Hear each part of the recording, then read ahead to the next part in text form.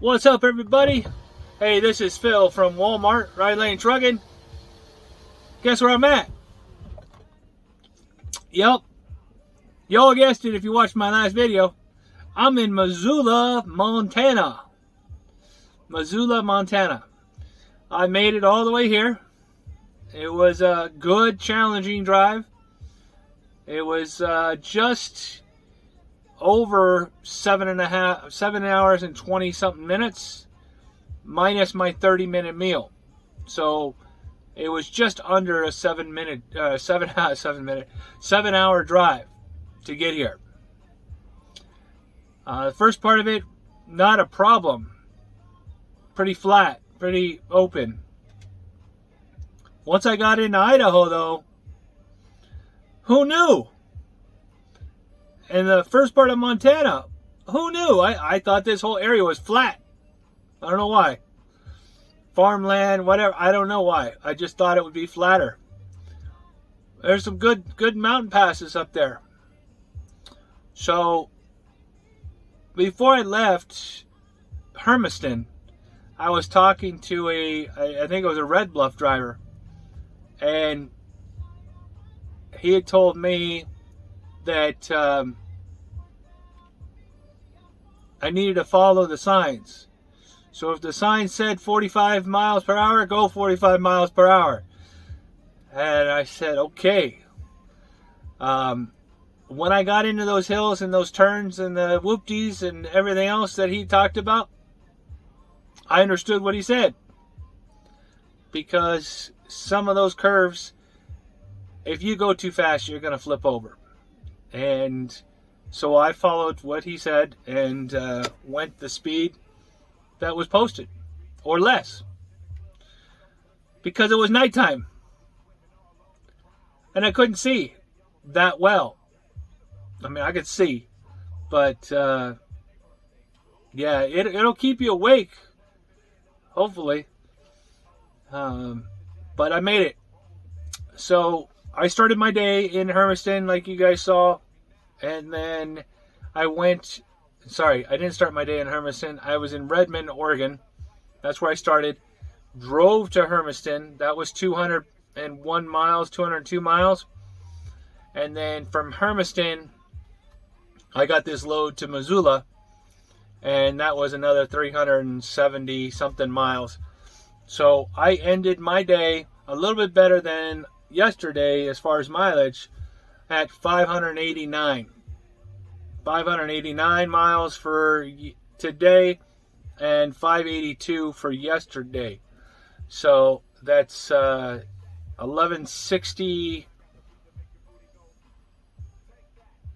1171.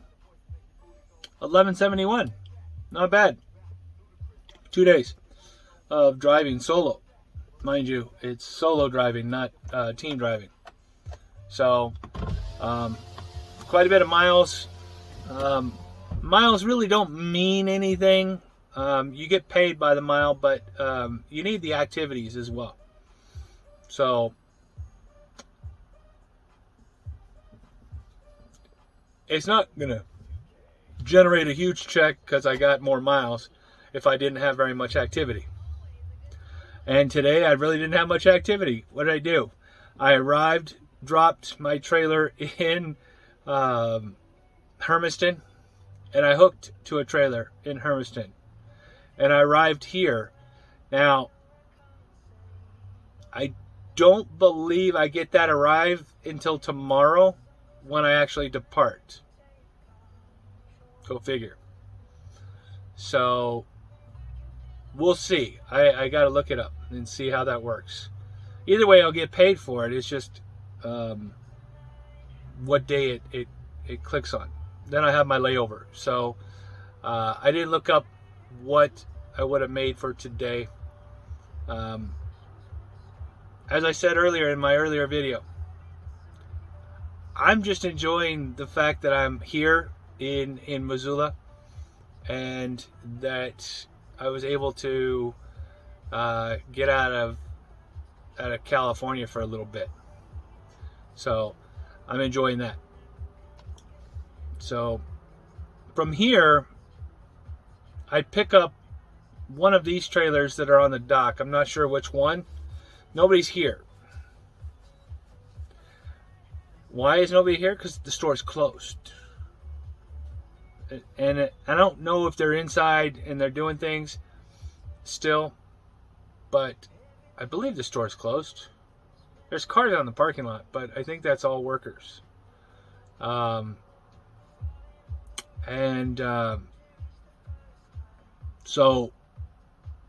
there's two trailers on the dock. I have one trailer. I can't block the other dock because that's the grocery dock. And so I got to figure out which trailer is going to be mine, because tomorrow I head back to Pasco, Washington.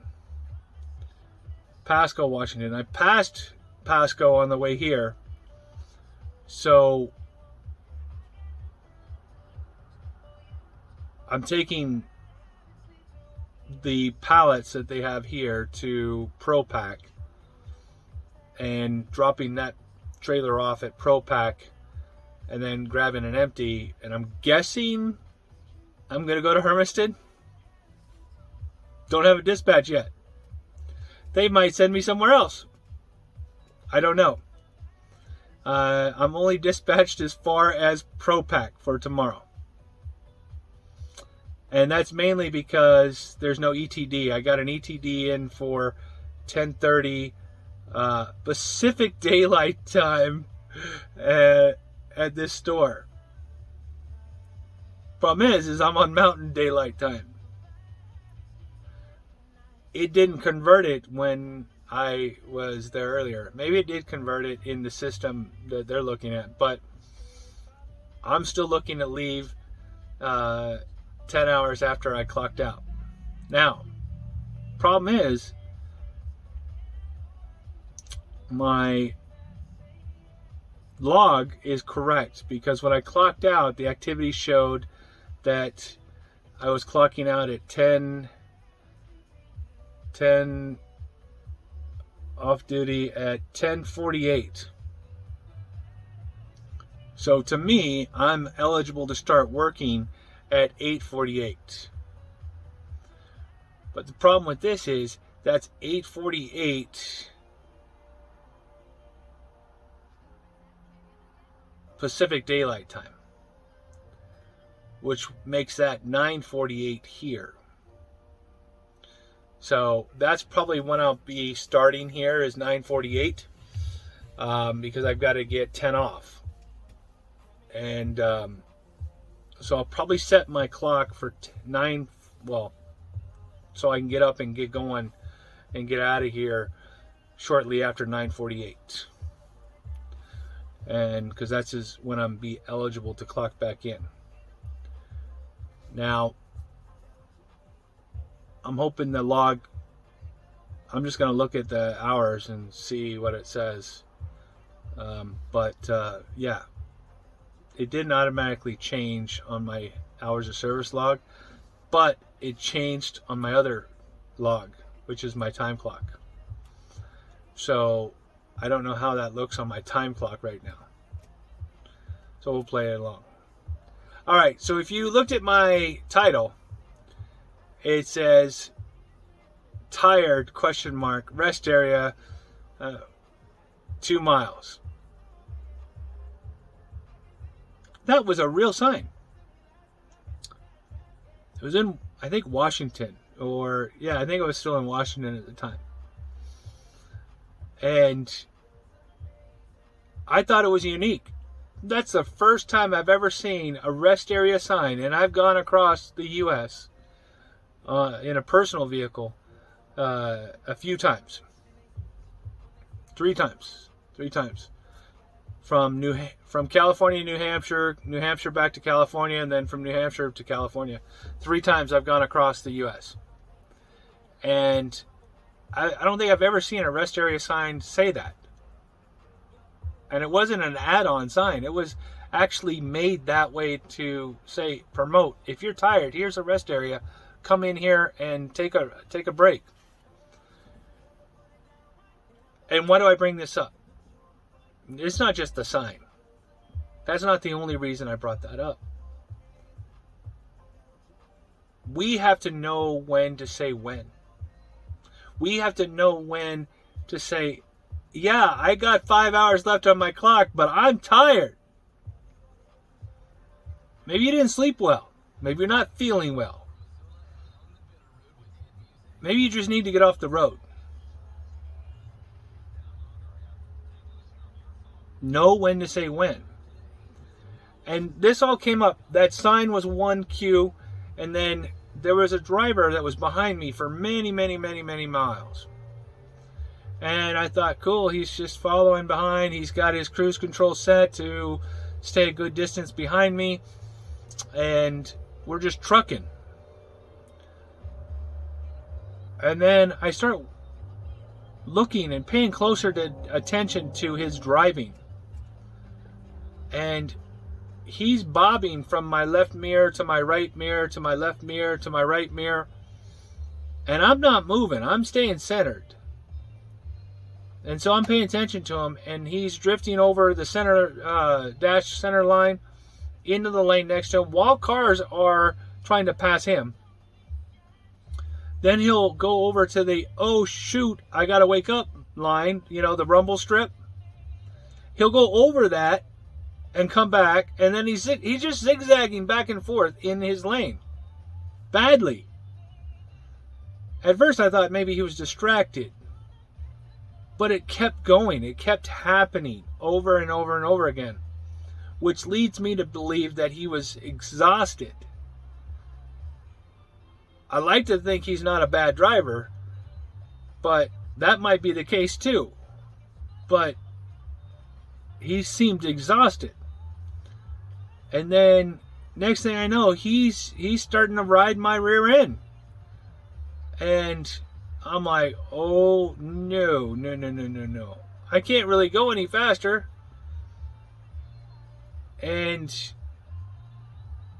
if I slow down, he's just going to get closer. Finally, he put on that left directional and went into the left lane to pass me. As soon as I saw that was my opportunity. I slowed the heck down and let him pass. I let him pass.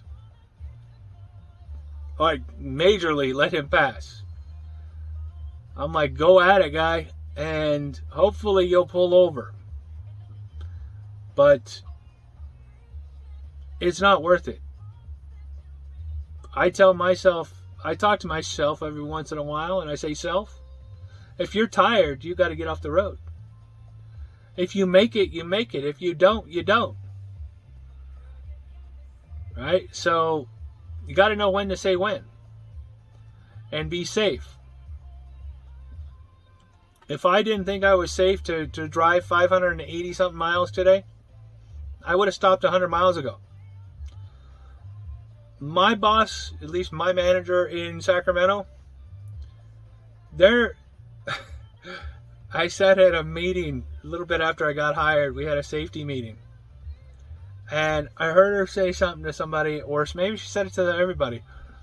And she was only looking for us to get like 370 something miles, 375 miles a day. At least 375 miles a day. I did 200 plus miles over that both those 2 days. So if I came in at a 400 day, she's not going to complain. If I come in at a 450, she's not going to complain. I can come in at a 375, she's not going to complain. The only thing that's going to complain is my wallet. But it is what it is. I can make it up the next day, or I can make it up the next week. I can make it up, whatever. I don't have to do it. You got to know when to say when, guys. And stay safe while you're doing it. So, that's me for today. pretty. I'm just thrilled to be here in Missoula, and they're sending me back towards Pasco. From there, I don't know. We'll see.